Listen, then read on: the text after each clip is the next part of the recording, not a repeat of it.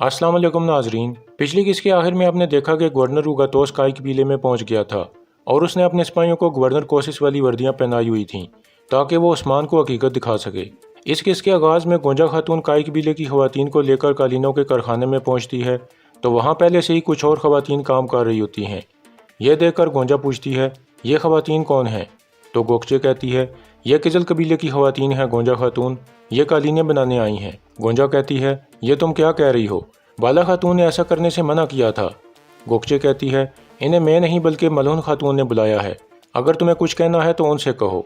यह सुनकर गोंजा गुस्से में कहती है, हम सिर्फ बाला खातून का हुक्म मानेंगे, इन खवातीन को फ़ौरन वापस भेज दो।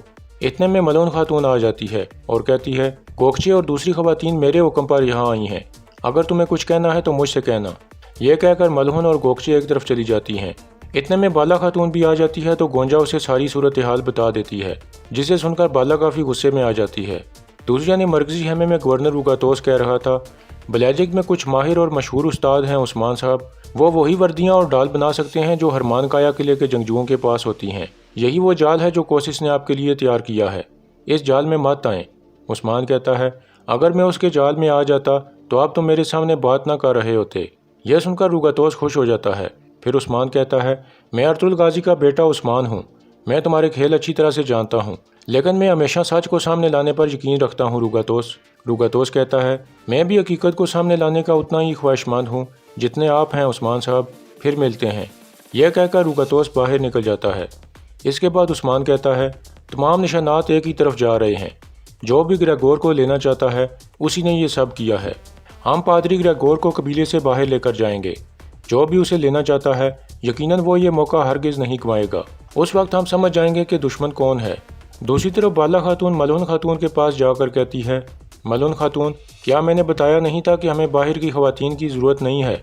मलहून कहती है, आप दुरुस्त कह रही हैं बाला खातून, लेकिन आप एक बात भूल रही हैं कि मैं भी इस कबीले की खातून हूँ और काम में मदद के लिए मुझे किसी से इजाज़त लेने की ज़रूरत नहीं है। बाला कहती है, लेकिन इस कबीले की खवातीन की सरदार खातून मैं हूँ, जब हर कोई अपनी मनमानी करेगा तो इत्तेहाद बाकी नहीं रहेगा, कबीले का एक निज़ाम है।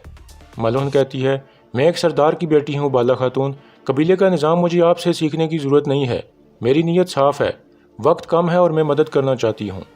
यह सुनकर बाला रजामंद हो जाती है और सब खवातीन को काम शुरू करने का हुक्म दे देती है। दूसरी जानिब पादरी ग्रेगोर और इंद्रियास इबादत करने में मसरूफ़ थे। कुछ देर बाद उस्मान अंदर दाखिल होता है और कहता है, पादरी साहब, मैं कहता हूँ कि आपसे आप सोगत के गिरजाघर में आज़ादी से अपनी इबादत करें। यह सुनकर ग्रेगोर काफ़ी हैरान होता है तो उस्मान कहता है, आप हैरान ना हों, यह हमारे अजीम पैगम्बर हज़रत मोहम्मद सल्लल्लाहु अलैहि वसल्लम की सुन्नत है। वो जहाँ भी होते थे कभी उन्होंने गैर मुस्लिमों की जानो माल को तकलीफ़ नहीं पहुँचाई और ना ही उनके ईमान को नुकसान पहुँचाया। मैं भी उन्हीं का पैरोकार हूँ। आप हमारे मेहमान हैं, मेरे सिपाही आपको सोगत लेकर जाएंगे। यह कहकर उस्मान बाहर निकल जाता है और बाहर आकर गोकतुग और साल्तो को कहता है, आप दोनों पादरी ग्रेगोर को सोगत लेकर जाएंगे। अंदर ग्रेगोर और इंद्रियास बहुत खुश थे। ग्रेगोर कह रहा था, रुगातोस तक पहुंचने का इससे बेहतरीन मौका और नहीं हो सकता। बाहर एक आदमी जिसका नाम बहादुर था, वह मुसलसल उस्मान और उसके सिपाहियों पर नज़र रखे हुए था। इसी दौरान मरकजी खेमे के सामने काफ़ी सारे घोड़े खड़े किए गए थे ताकि उस्मान उन घोड़ों में से किसी एक को चुन ले। इतने में उस्मान भी वहाँ आ जाता है तो लोहार दाऊद उसे मुख्तलिफ घोड़ों का तारुफ कराने लगता है, लेकिन उस्मान को कोई घोड़ा पसंद नहीं आता। इसी दौरान कुमराल अब्दाल भी एक घोड़ा लिए खड़ा था। फिर वो उस्मान को आवाज़ देकर कहता है, इस घोड़े को मुराद कहते हैं, यह आपका हमसफ़र बनना चाहता है। यह सुनकर उस्मान घोड़े के करीब आ जाता है और उसका जायज़ा लेने लगता है। कुछ देर बाद उस्मान कहता है, दाऊद उस्ताद, यही घोड़ा ठीक है, अभी मैं एक अहम काम के लिए जा रहा हूँ, मुझे अपने नए दोस्त के साथ जाना चाहिए।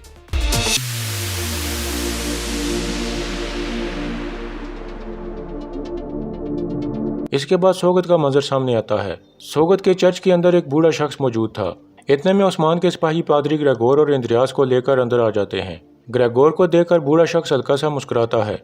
इसके बाद इंद्रियास एक पानी के बर्तन को जानबूझकर नीचे गिरा देता है तो बूढ़ा आदमी कहता है, मैं इन्हें उठा लेता हूँ। यह कहकर वो नीचे बैठ जाता है तो पादरी ग्रेगोर भी उसकी मदद के बहाने नीचे बैठ जाता है। इस दौरान वो बूढ़े शख्स को एक खत पकड़ा देता है जो उसने कबीले में लिखा था और फिर वो बूढ़ा खत छुपाकर बाहर निकल जाता है। दूसरी जानिब काई कबीले में बहादुर मलहून खातून के पास मौजूद था। मलहून कह रही थी, काश कि उमर साहब भी यहाँ होते और अपने नवासे की तकरीब देख पाते। तो बताओ बहादुर, क्या उमर साहब अपनी मंजिल पर पहुँच गए होंगे? बहादुर कहता है, मेरे ख्याल में अब वो जगह करबला में तब्दील हो चुकी होगी, इंशाल्लाह वो जल्द वापस लौट आएंगे। मलहुन कहती है, आप उस्मान साहब को उमर बे की कमी महसूस ना होने दें, वो जो भी कहते हैं वैसा ही करें। बहादुर कहता है, आप बेफिक्र हो जाएं मलहुन खातून। यह कहकर बहादुर बाहर निकल जाता है। दूसरी तरफ आया निकोला अपने बहुत सारे सिपाहियों को लेकर तेजी से आगे बढ़ रहा था। वो तुर्गत के कबीले पर हमला करने जा रहा था। इसी दौरान एक और बीजांतीनी काफिला जा रहा था, जिसके करीब तुर्गत और उसके सिपाही घात लगाकर बैठे थे। जब वो काफिला करीब आता है तो तुर्गत हमले का इशारा कर देता है।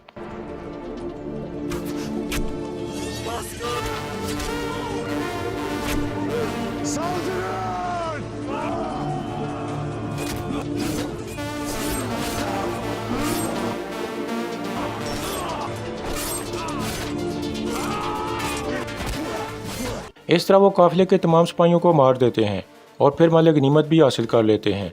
दूसरी जानिब वो बूढ़ा शख्स ब्लेजे किले में पहुंच जाता है और कहता है, गवर्नर रुगातोस, पादरी ग्रेगोर ने आपके लिए ये खत दिया है।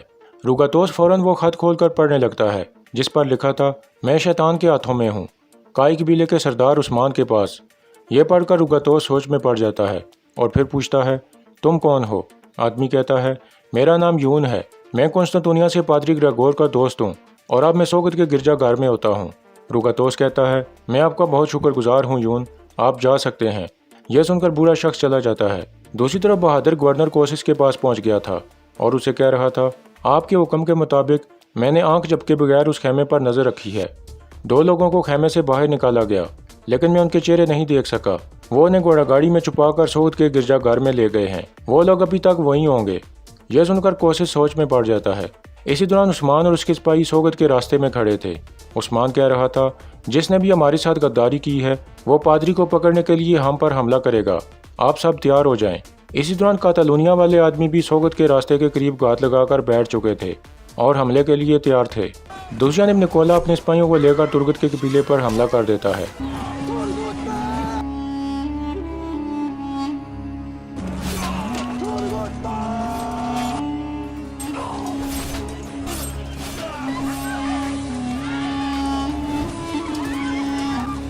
इस तरह कबीले के कई सिपाहियों और आम लोगों को मार दिया जाता है। निकोला बार बार तुर्गत का नाम ले रहा था और कह रहा था, इस कबीले का सरदार तुर्गत कहाँ है? दूसरी तरफ गोक्तुग और साल्तुक सिपाही एक घोड़ागाड़ी लेकर आगे बढ़ रहे थे कि इतने में कातालानिया वाले हमला कर देते हैं।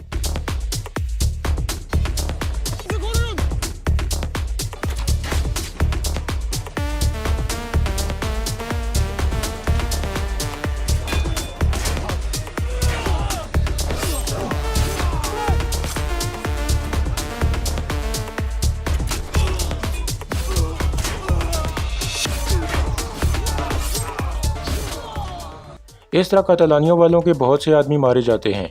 यह देखकर उनका सरबराह भागने लगता है तो उस्मान कहता है, गोक्तुग, इसे भागने मत देना,